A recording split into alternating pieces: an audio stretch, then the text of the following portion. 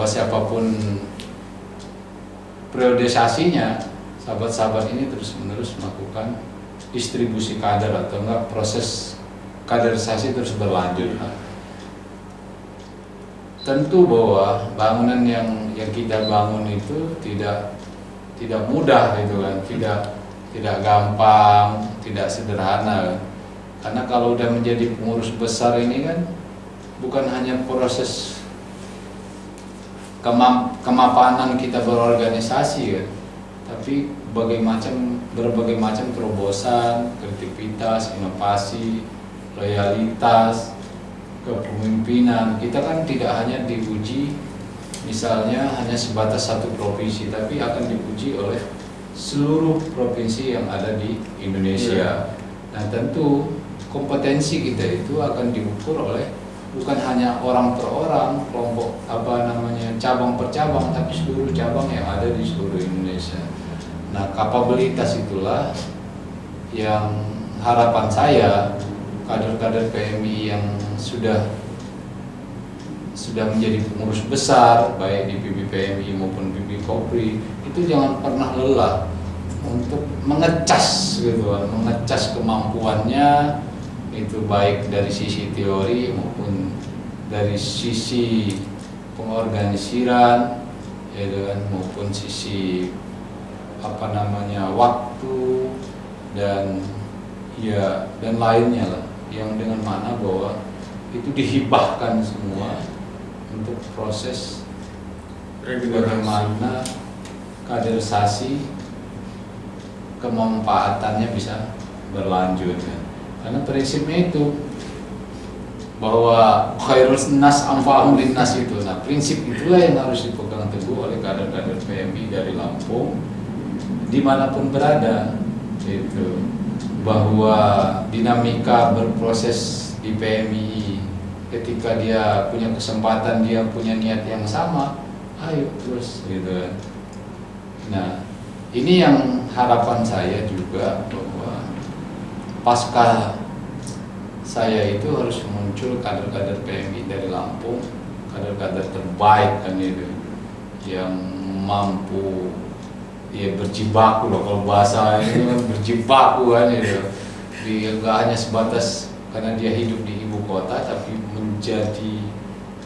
menjadi leader kan, menjadi kompetitif lah di semua kader-kader yang ada di seluruh Indonesia itu. Nah hal itu kan nggak gampang tentunya. Nah karena nggak gampang ya harus bersungguh-sungguh, harus total ya kan, gitu, sambil terus berdoa gitu.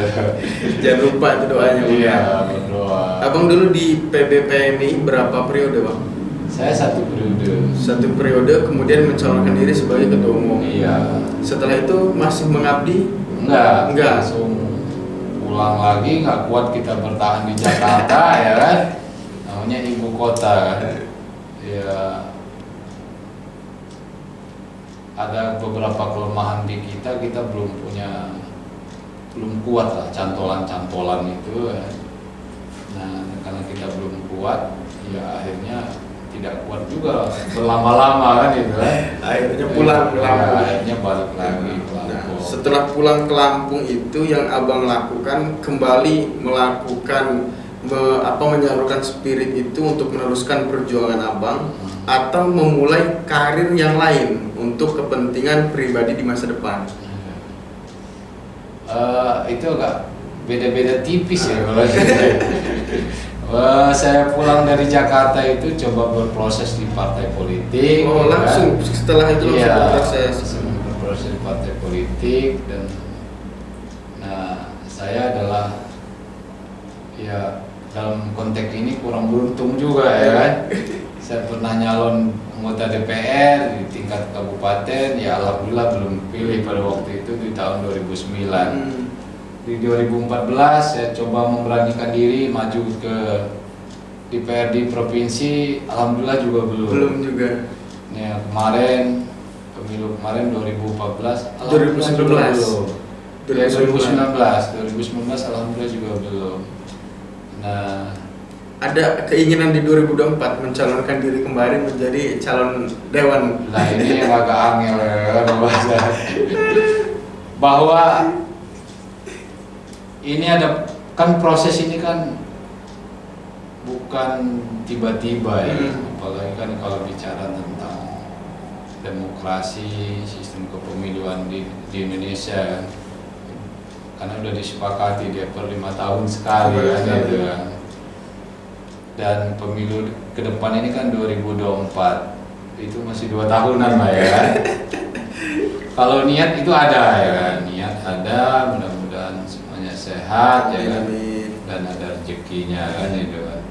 Karena kan kemana-mana harus pakai bensin ya. Iya benar. Iya, kalau butuh kan repot.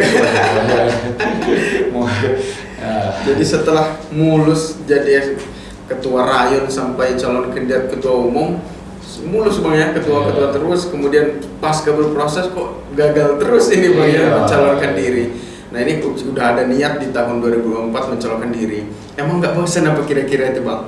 Apa yang membuat abang pokoknya saya harus ada niat untuk menjadi anggota dewan? Nah, apa kira-kira yang menjadi motivasi abang? Jadi kan gini ya,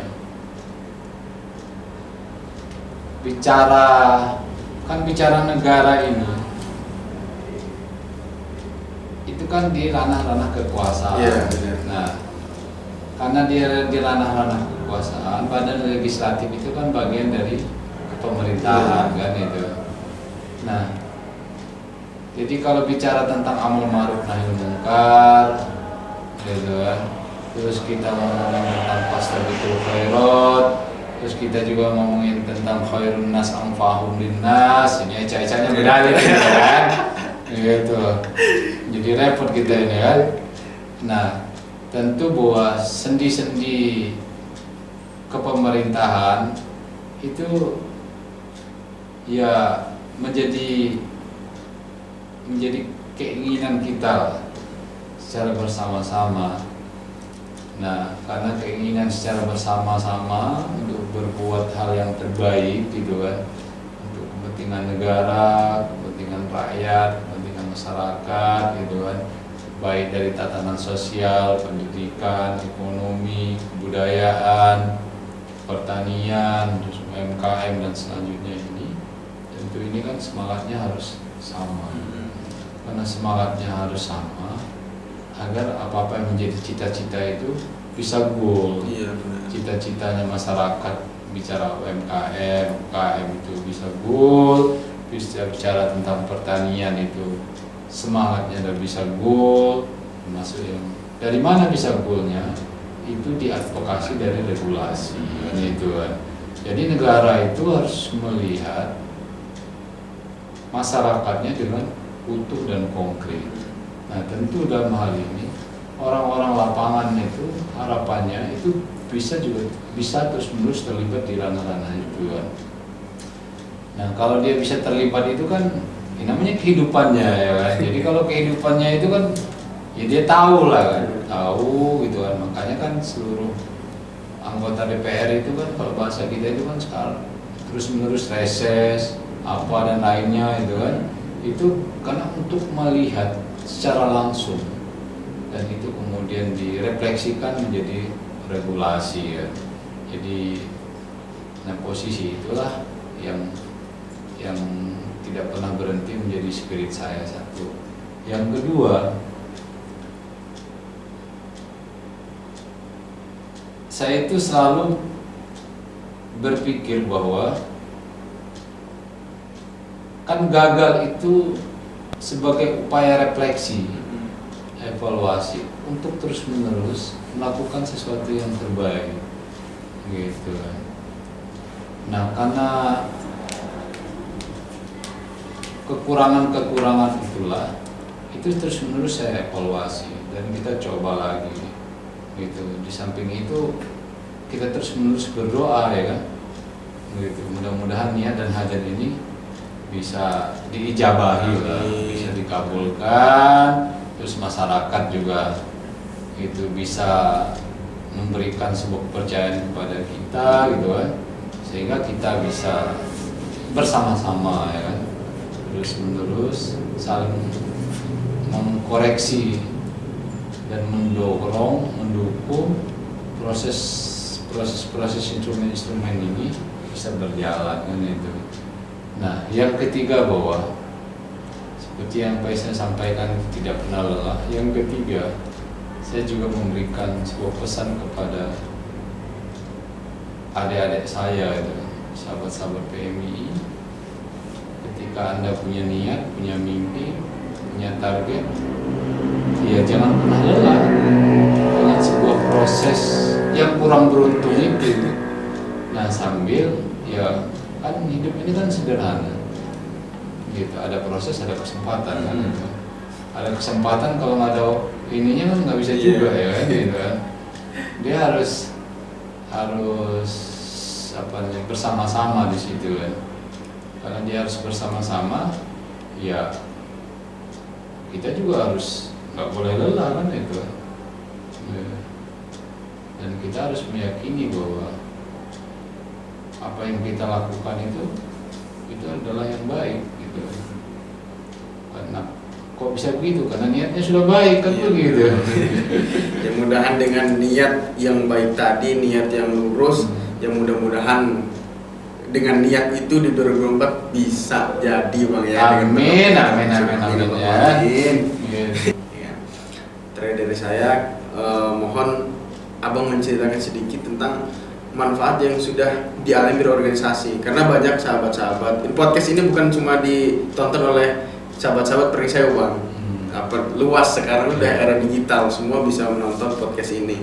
Nah, banyak sekali yang menanyakan apa sih manfaat dari organisasi. Kalau saya secara pribadi, manfaatnya nanti kita akan, masih nanti. Nah, kalau ini kan Abang sudah melalui proses-proses itu sampai dengan hari ini, ada manfaat berorganisasi itu apa yang sudah Abang rasakan sehari ini? Ini yang gampang-gampang apa ya, susah-susah ya. Gampang-gampang gitu lah. Ya, kalau bicara tentang manfaat ya, semua orang akan mengatakan pasti banyak. Ya. Gitu. Walaupun dinamika di dalamnya itu ada, kalau bahasa ini ada plus minus lah ya kan. Ada kekurangan, ada ketidakpuasan atau apa gitu kan. Nah, terus keinginan kader-kader yang ada ini kan macam-macam ya. Ada yang pengen instan ya kan gitu kan. Kayak makan sambal gitu kan gitu. Sementara berorganisasi ini kan nggak kayak kita makan sambal. Makan langsung pedas ya kan. Gitu. Langsung berdah-berdah dia kan gitu. Ya, yang pedas itu hilangnya cepat juga, Bang. Iya, gitu. Nah, karena dia tidak instan begitu, semuanya harus yang seperti yang saya sampaikan sebelumnya di awal tadi, itu total. Jadi berorganisasi itu harus total, sehingga dia terbangun kesadaran individu itu menjadi kesadaran kolektif. Kesadaran kolektif menjadi outputnya menjadi kesadaran individu. Nah, karena itulah akhirnya bisa membangun kita mau jadi seperti apa. Kalau bahasanya karakter building lah ya kan. Kita ini mau seperti apa, kan gitu. Nah, tinggal disimetriskan saja bahwa kita ini mau jadi apa, gitu. Nah, misalnya kayak saya misalnya, gitu. Sementara ini pengen jadi anggota DPR nih, kan gitu. Nggak tahu besok pengen jadi apa ya kan. Pengen jadi anggota DPR. Nah, itu juga tidak pernah terpisah dengan dinamika seperti di proses di PMI, bahwa kita harus melakukan komunikasi sama pemilih, bergaul sama masyarakat, mendengar, gitu kan, melihat, merasakan dan seterusnya, kan gitu. Sehingga kita bisa mengambil sebuah kesimpulan. Nah, akan berbeda memang, gitu kan. Kalau kita tidak total, kan jadi beda gitu kan, gitu. Misalnya kita makan sambal misalnya, nggak nyampe di tenggorokan, nyampe di lidah aja gitu kan, langsung dikeluarin kan akan berbeda kan gitu. Misalnya kita makan gitu kan, nggak sama ada air minum juga repot juga, takut keselap kan gitu kan. Nah, tentu tidak semuanya harus berburu-buru kan. Buru-buru di dialami oleh dia, gitu, manfaat berorganisasi itu seperti apa. Nah, kalau dia prosesnya ini dia ikutin secara total, ya insya Allah bahwa manfaatnya akan banyak untuk diri dia maupun untuk secara bersama-sama kan, dalam artian bahwa seluruh kader yang ada kan itu. Nah, itu kuncinya, dia harus total. Nah, kalau tidak, dia akan berbicara yang sifatnya instan gitu. Iya, itu yang agak serius. Kalau agak gampangnya sederhana ya kan. Temannya banyak. Itu. Berorganisasi apapun pasti temannya banyak kan itu. Bisa sharing suka duka. Itu simpelnya. Oke Bang, terima kasih Bang ya buat obrolan malam hari ini. Ini sangat bermanfaat buat kita semua, baik di internal maupun di luar PMII bisa menyaksikan ini semua. Nah, terakhir Bang, untuk close statement ya kan, untuk kasih statement buat kita semua sebagai closing penutup kita podcast pada kesempatan kali hari ini, apa yang bisa disampaikan kepada sahabat-sahabat semuanya? Ya, untuk closing statement ini khususnya menjadi spirit bagi kita semua, khusus untuk seluruh kader PMII umumnya.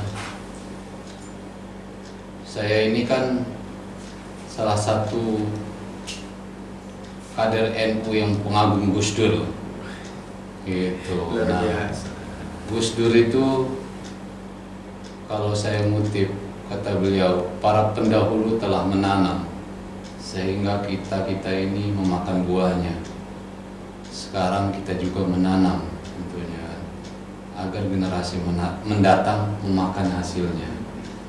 Nah, tentu kalimat ini menjadi kalimat indah bagi kader-kader, bagi siapapun lah rakyat Indonesia, khususnya generasi-generasi yang ada hari ini, generasi 4.0 maupun generasi 5.0 ya kan, punya spirit yang sama dengan apa yang telah disampaikan oleh Gus Dur. Dan selanjutnya juga Al-Mukarram Dr. Kiai Haji Sahal Mahfud. Saya selalu mengingat apa yang menjadi yang suka beliau sampaikan, bahwa kita ini harus menjadi baik. Sementara baik itu indah, dengan hanya diam maka yang tampak adalah kebaikan. Sementara yang sulit adalah menjadi bermanfaat, karena itu butuh perjuangan. Luar biasa. Nah, itulah sebagai closing dari saya. Ada dua tokoh ini menjadi spirit yang tidak pernah berhenti untuk terus kita melakukan kebaikan, fastabiqul khairat, amal ma'ruf nahi munkar, yaitu khairun nas anfa'uhum linnas. Terima kasih. Oke, siap Bang. Terima kasih kembali buat Bang Edi, dan harusnya saya Bang terima kasih ya. Saya terima kasih pada Bang Edi. Berarti intinya kita dimanapun harus terus menebarkan kebaikan dan jangan sampai kita terlalu egois mementingkan diri sendiri. Di organisasi tentu ada adik-adik kita, kader-kader di bawah yang memiliki tujuan yang serupa dengan kita. Oleh karena itu tetap berikan kesempatan kepada sahabat-sahabat yang di bawah untuk terus berkarir, berproses. Terima kasih buat Bang Edi yang sudah bersedia ngobrol-ngobrol. Mudah-mudahan ini bermanfaat oleh sahabat-sahabat dari PMII internal Pringsewu maupun luar Pringsewu, dan kita doakan bersama mudah-mudahan hajat Bang Edi Sudrajat di 2024 bisa terkabulkan. Ini serius nih. Serius ini. Doanya serius nih. Serius. Iya. Amin ya rabbal alamin. Saja, wallahu muwaffiq ila aqwamit thoriq. Wassalamualaikum warahmatullahi wabarakatuh. Waalaikumsalam warahmatullahi wabarakatuh.